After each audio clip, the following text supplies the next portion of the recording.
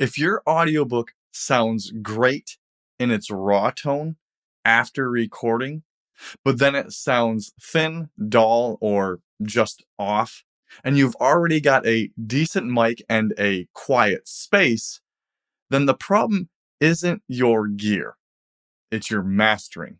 And that's actually good news because you can fix it.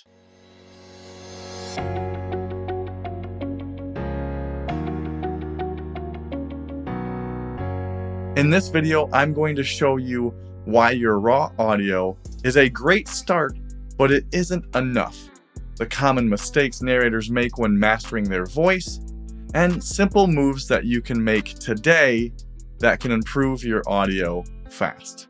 But before we begin, I want to introduce you to something that I've created for those of you that are just starting out as a newer narrator, and if you're learning the mastering process. Or if you're not a narrator yet and you're just starting to do your research on audiobook mastering to see what it takes once you join ACX. Through my videos, if you're starting to see how much of a difference mastering can make and you want a clear, no fluff way to learn it, I've put together a mini course just for this. It's called the Audiobook Mastering Bootcamp. And it's a step-by-step intro built specifically for ACX narrators, for if you are one, or if you have thought of becoming a narrator. You'll learn exactly what tools to use, what to skip, and how to finally get your file sounding clean and compliant. You can check this out at thehomeaudioproject.com/bootcamp, or just click the link down below when you're ready. Let's get this straight. Just because your audio was recorded clean doesn't mean it's done. Mastering isn't about fixing a bad recording, it's about bringing out the best in a good one. Without it, even a great narration can sound flat, inconsistent, or too quiet, and that distracts from the performance. Here's what most new narrators do. They either skip mastering entirely, they grab some random vocal preset meant for music or podcasting and slap it on.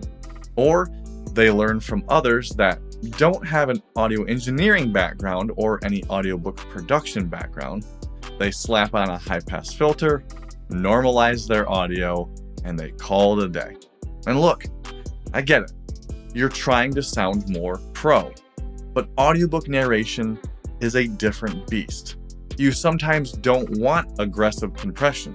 In other cases, you may need it. But serious compression comes into play there, and we'll actually cover that in a later video. But generally, you want to keep it light and natural. You don't want sparkle or shine or a fake radio vibe. You want clarity, consistency, and natural tone that matches you, just more refined. Another mistake? Just hitting normalize and calling it good. Normalization only boosts volume. It doesn't fix anything. It won't smooth out your dynamics, it won't deal with sibilance, and it definitely won't meet ACX RMS standards by itself. And to go a little deeper, because I want to give you something that you can actually try after watching this, here are a few simple processing steps that can dramatically improve your audiobook sound without creating a complicated chain. But I don't want to confuse you here because this is not going to be a full mastering chain tutorial. Just some starter moves that can get you going so you can head into the right direction. So first up, apply a high-pass filter, but only set it to around 80 Hz, because this will gently remove the low-end rumble, stuff like mic vibrations, breathy plosives, and sometimes even AC noise. Your voice doesn't live down there, so trimming it off gives your sound more clarity and more headroom. Step 2, while we're still in the EQ phase, focus on two things. Cut a little bit of the low mids and check for harshness in the upper mids. So start by reducing slightly around 200 to 300 hertz. That's where a lot of narrators pick up the boxy tone. Then, if your voice sounds a little sharp or it has some sharp edges or some nasal bite, then check around 2,000 to 4,000 hertz.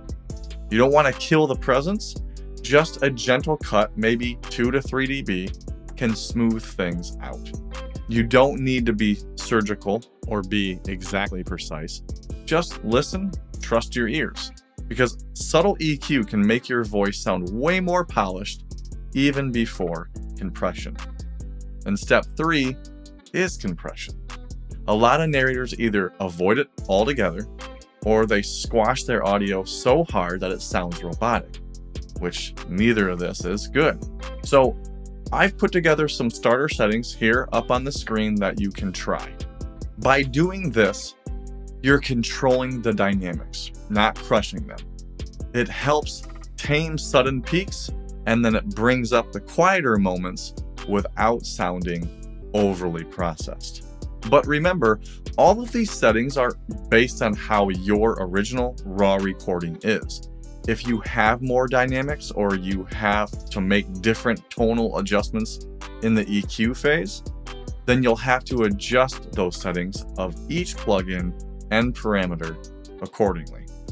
That's what mastering for voice is all about. Balance. And if you've got access to tools like the Isotope RX tools, try running spectral denoise and/or mouth declick. Now those are a bit of advanced tools, but if your noise floor or your clicks are holding you back, they are a game changer. In audiobook mastering, there is more to it, but to start today, if you just apply those 3 things, high pass filter, gentle EQ sculpting, and controlled compression, your narration will instantly sound more professional and more listenable. You don't need to throw on 12 plugins or overprocess. Just make your voice sound like your voice, only better.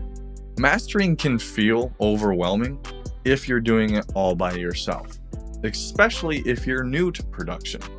But if you learn a few core tools, compression, EQ, a proper limiter, and maybe a little cleanup, it really starts to click. And that's exactly what I break down in my mini course, the Audiobook Mastering Bootcamp. So again, if you want to check this out, head to thehomeaudioproject.com/bootcamp.